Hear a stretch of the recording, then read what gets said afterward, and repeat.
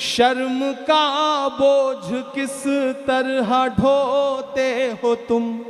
बेटियां जब सरेआम लुटती हैं तो हाकिमों किस तरह घर में सोते हो तुम।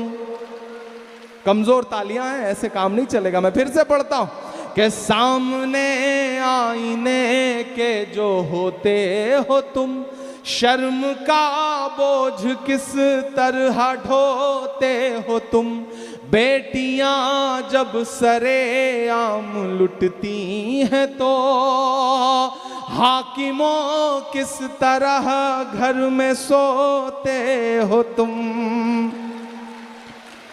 किसका दर्जा के अब खटखटाए सुनो, मैं मणिपुर हूँ मेरी